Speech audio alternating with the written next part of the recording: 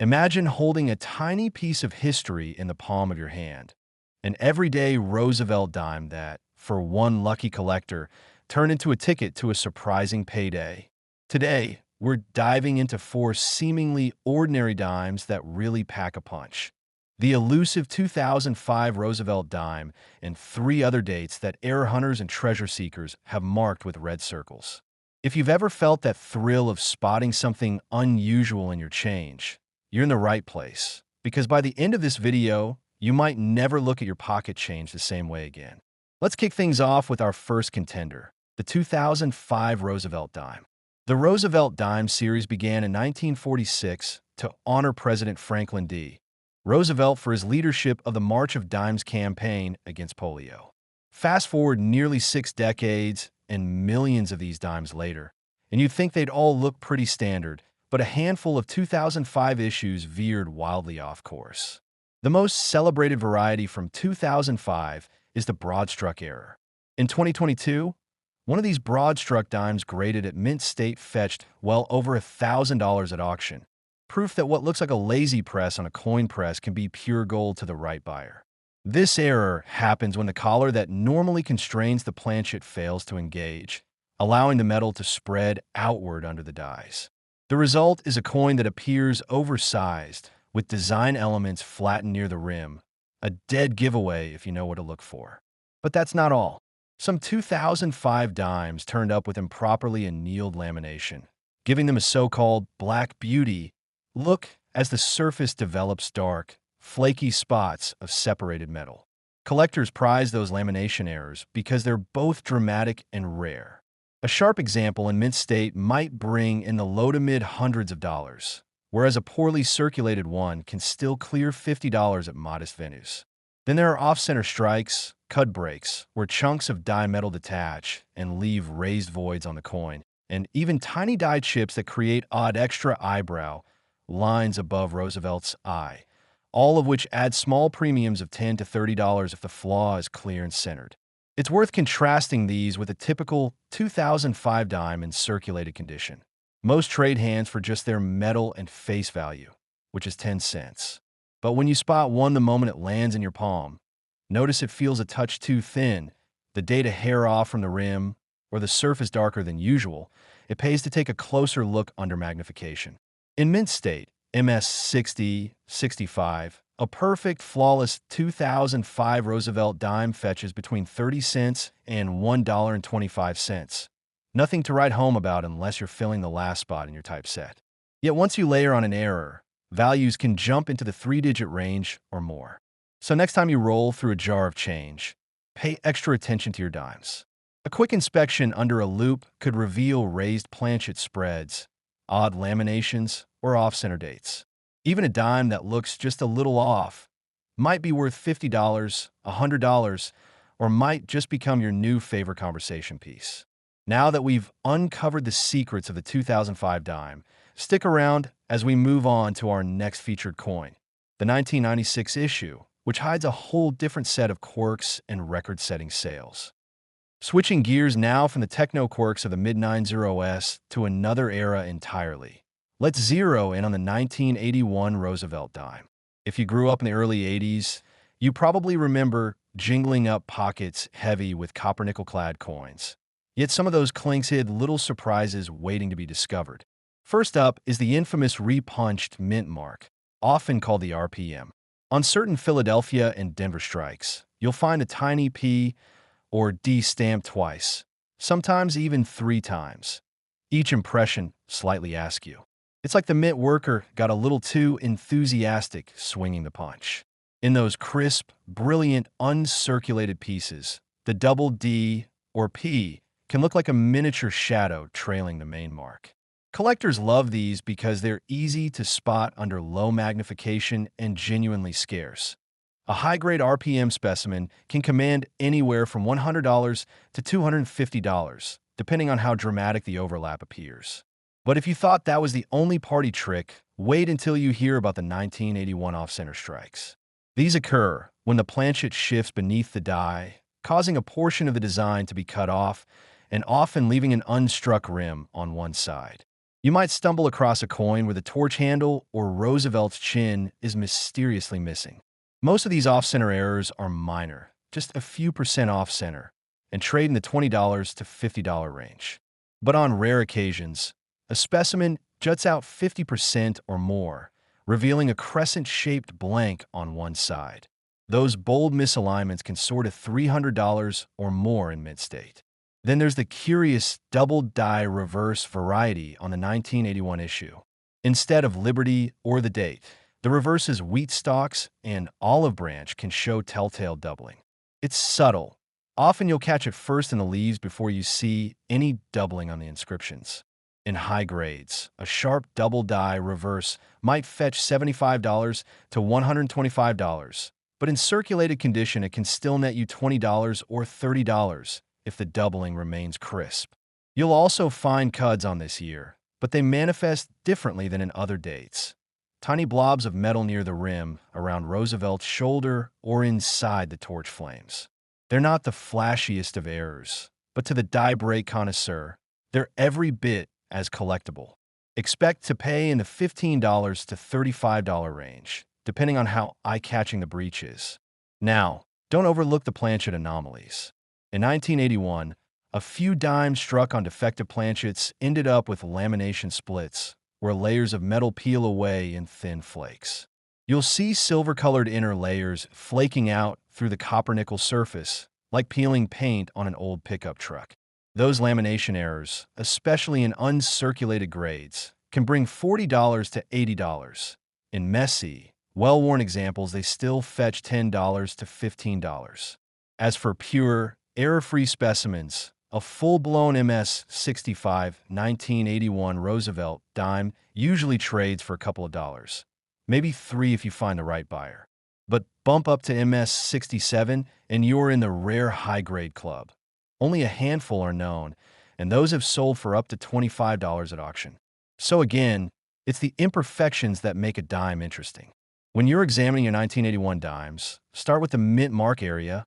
RPMs jump right out with minimal magnification. Next, give it a light tap on a hard surface to hear if the ring suggests a full planchet strike or if it feels dampened by an off-center strike. Then, under a loop, scan the design elements: torch, olive branch, date, lettering, for signs of doubling, lamination breaks, or stray lumps of metal. It's a quick routine that can turn a routine check into a mini treasure hunt. So as you dig through that old coffee can of mixed coins, don't just feel the weight of a dime.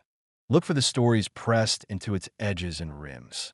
A 1981 dime might just mark the moment your next collection claim goes from ordinary to legendary.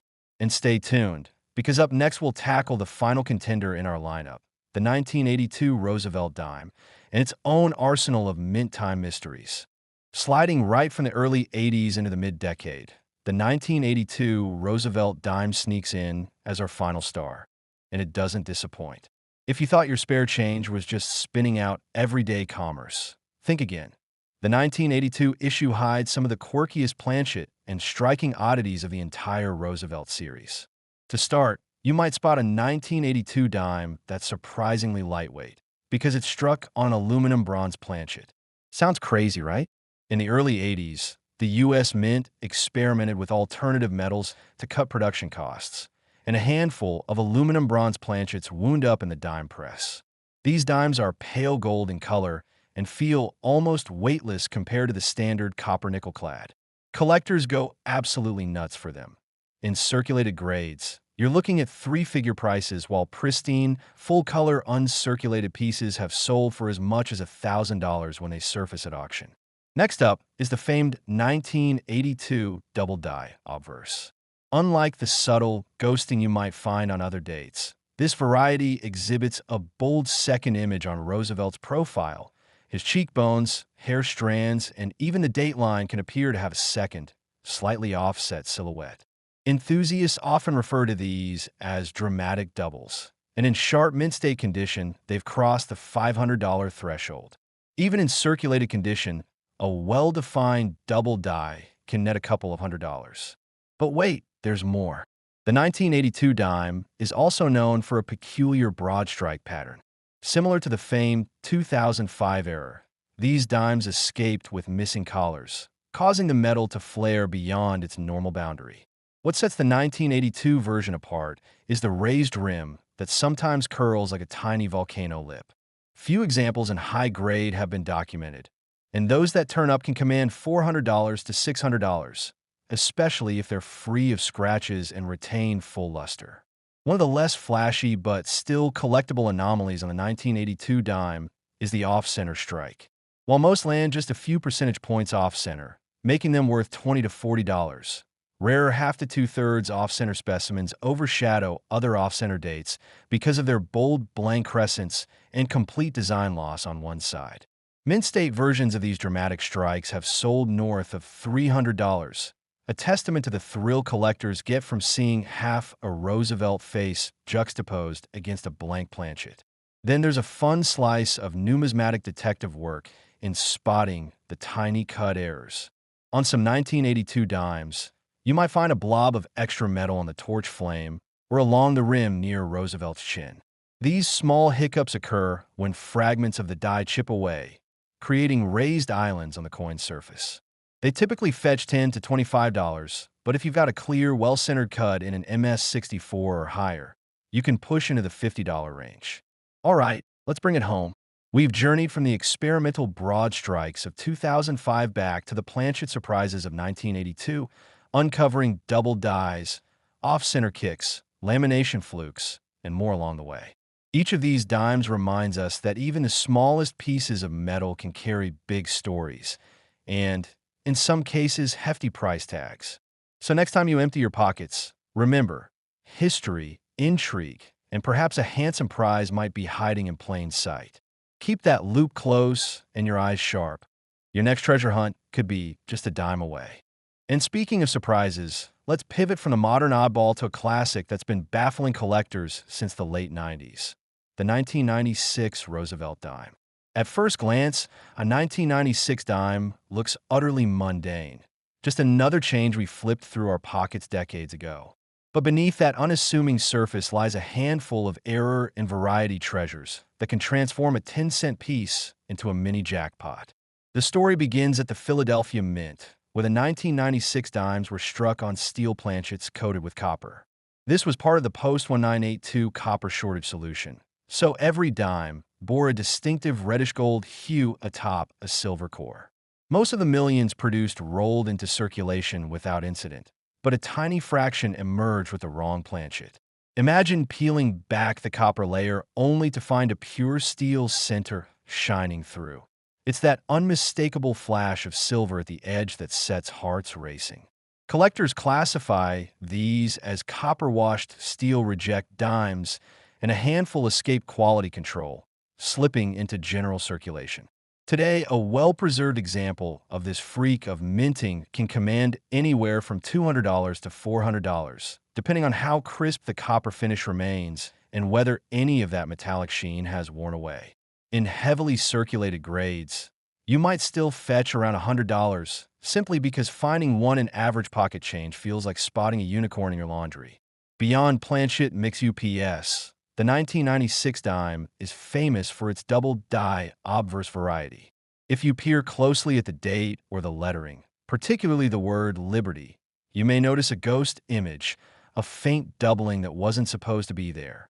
This happens when the die impresses twice, slightly misaligned on its own hub, creating that telltale echo. In mint state, a pronounced double die 1996 dime can bring in $75 to $125 among specialists who chase the subtlest of relief shifts. Then there's the curious case of the 1996 clad struck on wrong planchet error. No copper wash at all, just pure clad copper nickel. A handful of these slipped out when clad planchets were accidentally loaded into the steel line. With a bright silvery sheen and heavier feel, they stand apart in any change jar. Because there's so few, top examples in uncirculated grades trade for $500 or more at auction, while worn specimens still fetch a couple $100. You can't talk about the 1996 dime without mentioning its occasional cut errors, too. These happen when a fragment of the die breaks off, leaving a raised, blob-like lump on the coin's rim. On this date, Some cut errors appear as tiny islands of metal near Roosevelt's neck or the ear, a subtle anomaly, but one that serious error collectors love. Those typically change hands for $20 to $50, again depending on eye appeal and how cleanly the metal flows around the break. Before we move on, take a moment to sift through that old change jar or piggy bank with fresh eyes. The dusty 1996 dime you overlooked yesterday could be your claim to fame tomorrow. Up next, we'll examine the 1981 version, where another layer of mint time mischief awaits.